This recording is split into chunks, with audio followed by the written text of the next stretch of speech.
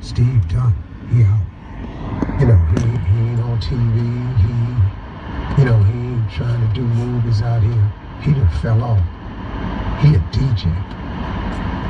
And, word get back, because eventually somebody gonna say, yeah, so-and-so said you wasn't doing good. You all right? I've never felt like I wasn't all right. But that's other people. But what they didn't know, and what I didn't really know, I was hoping, I felt comfortable about it. But what they did not know was God's plan for me. What they did not know that what God was going to do for me. What they didn't know was how God was going to show out for me. And so it's turned into this. I don't rub it in anybody's face. I don't say, hey, you see me now. But it just makes me understand a little bit more. It really ain't man, it's God. It's you and God. It's just you and God. So here's the deal today. I wanted to kind of go over something. People ask me all the time, they say, Steve, how do you do all the things you do in the course of a day? You do this, you do this, you do this, and you do this. Okay, you ready? Here's the secret. Here's the secret. This is not fooling around or nothing. Here is the thing. I care about every minute of the day. I actually allocate every minute of the day. I have a plan that I recognize the night before, the week before, the month before, the year before, the 2 year before. I got something I want to accomplish in 3 years, in 5 years, in 10 years. I talk about it all the time. But when you break it down, like I always say, inch by inch, anything's a cinch. I got it broken down to what's going to happen tomorrow. And I've even got it broken down to what's going to happen every hour that I'm awake. And then I break that even down a little bit further. I care about every minute of the day. Okay, Steve, how can you care about every minute of the day? Okay, here's the deal.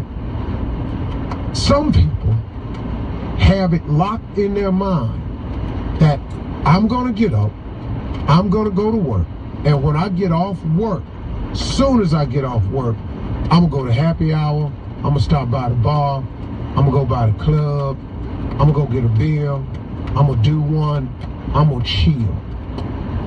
Okay, now let me ask you something.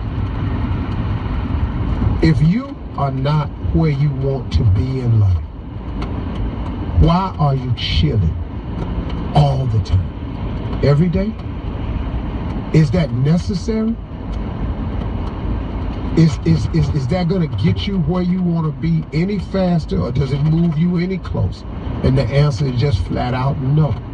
Let me give you an example of what I'm talking about. Let's say you have a trip that you're going to take. Let's say you're in New York and you want to go to California. I don't know exactly how many miles that is, 2,000, 3,000 miles, something like that.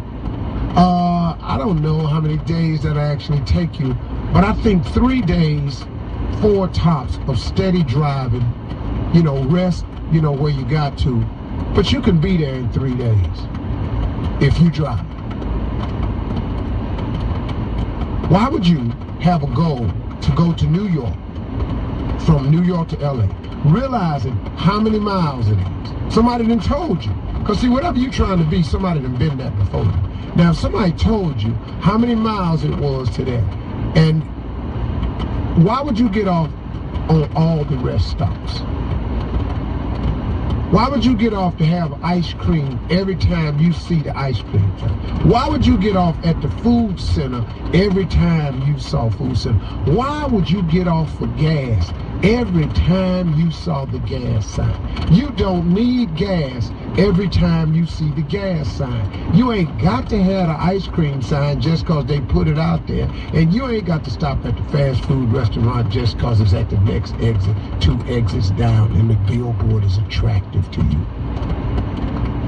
If you're going somewhere, why don't you go ahead and get there? See, too many times, man, people want to stop at the rest area, enjoy the sights, look at the scenery. Now, I'm not saying you're not supposed to enjoy life as you go along, but if you ain't where you want to be, why don't you go on and get there?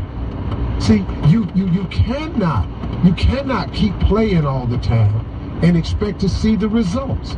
You've got to get committed to what you want. Look, man, this life will be whatever you want to make it to be. You know, if you don't have nothing, you look around and you ain't got nothing. Hey, man, it really ain't nobody's fault now. But if you're not where you want to be, why don't you go on and get there? Stop resting all the time. You don't need to chill every day.